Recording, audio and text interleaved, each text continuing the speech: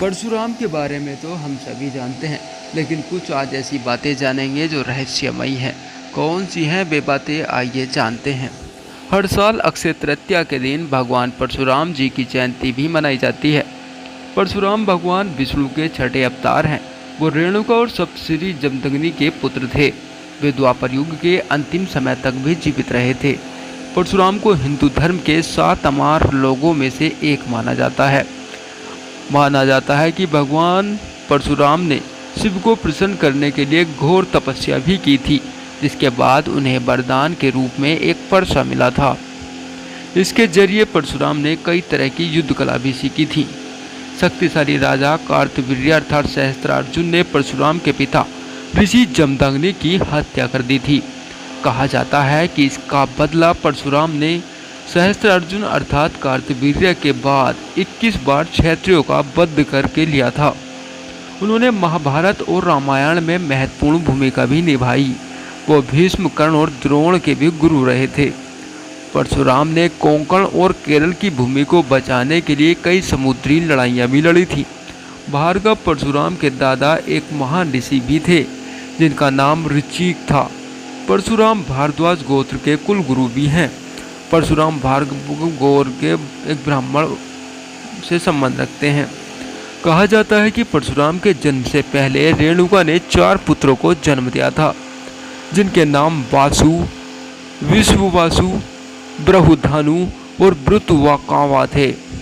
अपने 5वें पुत्र परशुराम के जन्म से पहले जमदग्नि ने दिव्य दृष्टि के लिए रेणुका झील, वर्तमान में हिमाचल में के पास, अपनी पत्नी रेणुका के साथ ध्यान किया था।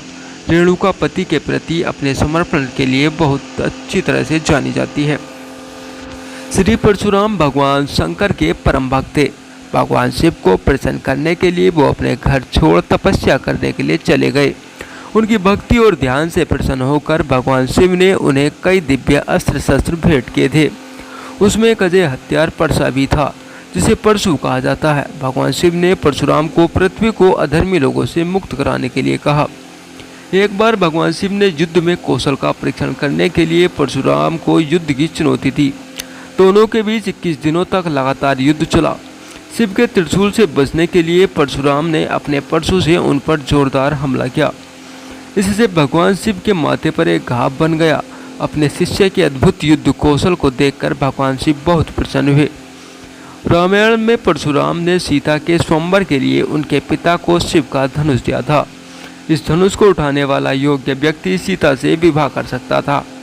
भगवान राम ने शिव के इस धनुष को उठाया था। उन्होंने धनुष पर प्रत्यंचा चढ़ाकर उसे तोड़ भी दिया था। इसकी गूंज दूर दूर तक पहुंची और उस समय परशुराम महेंद्र पर्वत की चोटी पर ध्यान कर रहे थे। धनुष टूटने की तेज आवाज़ उनके कानों में भी पहुंची थी। वाल्मीकि रामायण के अनुसार परशुराम ने सीता से विवाह के बाद श्री राम और उनके परिवार से मिलना बंद कर दिया था।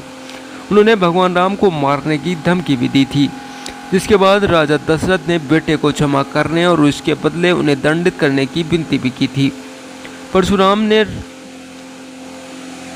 राम को मुकाबला करने की चुनौती भी दी थी।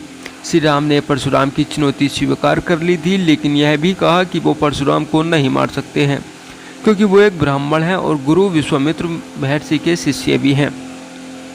पुराण के अनुसार एक बार परशुराम भगवान शिव से मिलने हिमालय पर जा रहे थे और भगवान गणेश ने उनका रास्ता रोक लिया था। इसी से क्रोधित होकर परशुराम ने गणेश पर अपना परशु फेंक दिया था। परशु के बाद से भगवान गणेश का एक दांत टूट गया और इसी के बाद वो एक दंत कहलाए जाने लगे थे। अब नाथ परंपरा यह मानती है कि क्षत्रियों से अपने पिता का बदला लेने के बाद परशुराम बहुत निराश हो गए थे। शांति की खोज में वो अपने गुरु कश्यप ऋषि के पास गए। कश्यप ऋषि का इस सृष्टि के विकास में महान योगदान माना जाता है।